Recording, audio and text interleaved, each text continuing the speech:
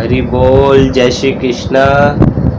तो आज हम थोड़ा सा जानेंगे ये भीष्म पितामह ने क्या बात कही थी द्रौपदी को जब वो बाणों की शैया पर लेटे थे। देखिए, पहले तो मैं ये कहना चाहूंगा, मायावाद दर्शन से बचिए। प्रभुपाद भी कह रहे हैं मायावादियों का संग मत कीजिए। हाँ, आप कृष्णा भावना भावित बनिए। You should be Krishna consciousness. आप इसको अवेकन कीजिए, कान्हा जी को अपने अंदर। You should be Krishna conscious. और लोगों को भी संगति में लगाइए, अपना उद्धार करिए। जब तक I am not self realized, I spread happiness, contentfulness and knowledge to the society. उसके लिए आवश्यक है कि मुझको खुद को चाहिए। पहले मैं सेल्फ रियलाइज हूँ तो मैं ये लोगों को, प्रभु लोगों को, सबको, भक्तों को बांट सकता हूँ, साधु को बांट सकता हूँ। तो हम बात कर रहे थे भीष्म पितामह।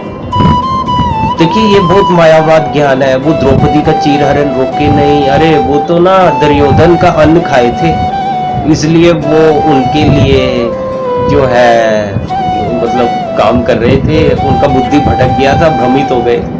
अच्छी बात है, हो सकता है ऐसा हो, बट ऐसा है नहीं। ये मायावाद दर्शन है, मायावाद ज्ञान है। असल में हमें भागवतम पढ़नी चाहिए। अब देखिए, असलियत सुनिए, हुआ क्या था। युधिष्ठिर महाराज को ले गए कृष्णा भीष्म पितामह की, जहाँ तीरों की शैया पे पड़े थे। और वो वहां पर बोल रहे हैं कि भीष्म पितामह इन्हें ज्ञान दीजिए। ये युधिष्ठिर महाराज, धर्मराज ये कह रहे हैं मैं नहीं बनूंगा राजा। भीष्म पितामह बोले देख, धर्म का साथ देना चाहिए, अच्छी बात है, इंसाफ की लड़ाई लड़नी चाहिए। अगर देखो, बट अगर आप you cannot fight for justice तो वहां से भाग जाओ, चले जाओ, अधर्म के साथ मत खड़े हो। युधिष्ठिर बोले नहीं, वहाँ 160 करोड़ और कितने लोग मारे गए हैं। महाभारत, मुझे मेरी बहनों की या बेटियों की, बहुओं की, मेरे को उनकी चूड़ियां टूटने की आवाज सुनती है जब मैं राजगद्दी पर बैठता हूँ। ये भारत, महाभारत के भूमि खंड का जो मैं राजा बन रहा हूँ। तब देखिए महाभारत क्यों है कि भारत, ये यहाँ से लेकर पूरा यूनिवर्स भारत था। इवन ये ऑस्ट्रेलिया, यूरोपियन कंट्री, एशिया, सब। अब क्या है, भारत सिर्फ कन्याकुमारी तक है। पहले सारा सुमेरु ये और जितने कॉन्टिनेंट है ना, ये सब भारत थे, तो महाभारत कहलाता था, इसीलिए तो महाभारत था। युधिष्ठिर महाराज बोले नहीं, मेरे को उनकी चीखों की आवाज सुनाई देती है, चूड़ियां टूटने की, विधवा बहन ने, मैं नहीं बैठ सकता, मुझे चीख पुकार। तो भीष्म पितामह बोले देख, धर्म के लिए तो तुझे बैठना पड़ेगा, प्रजा का पालन करना पड़ेगा, या तो दुम दबा के भाग जा, तू धर्म का साथ नहीं दे सकता। द्रौपदी महारानी हंसने लगी। भीष्म पितामह बोले बात सुन, अच्छे घर की बहुएं बेटियां इस तरह हंसती नहीं। जब दो सियाने या दो बुद्धिमान, दो पुरुष ये श्रेष्ठ ये बात कर रहे हैं, क्यों हंसी मुझे बता, सच सच बता।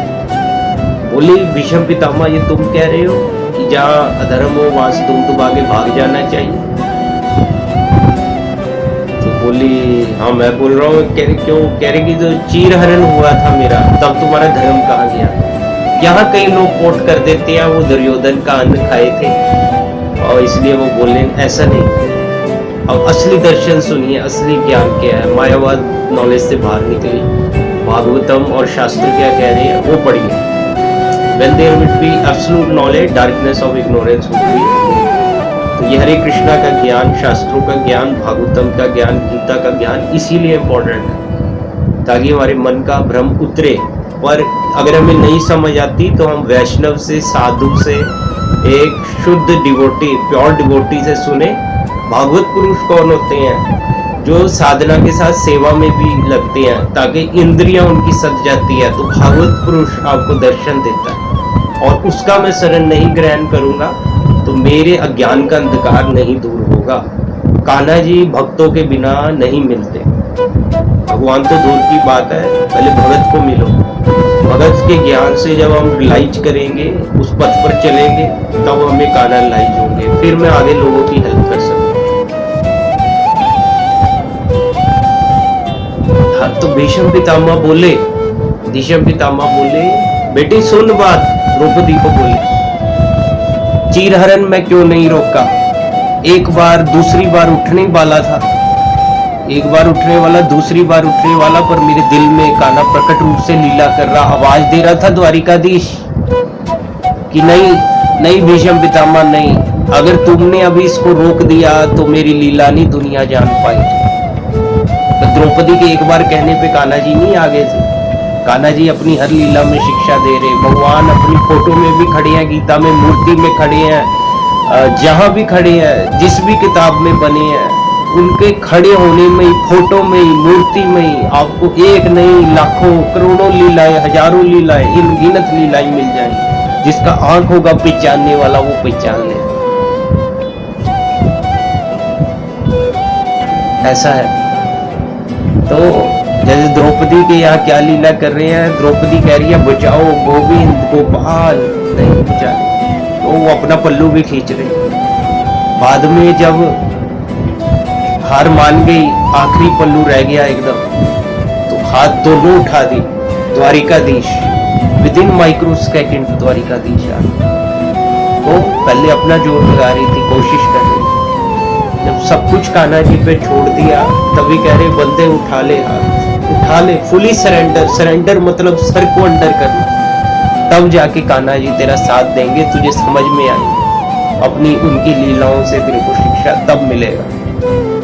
तब Kanha ji with in micro second आ गए द्वारिकाधीश, द्वारिका नाथ मेरे उसी टाइम आ गए, मेरे कान्हा गोविंद गोपाल ठाकुर।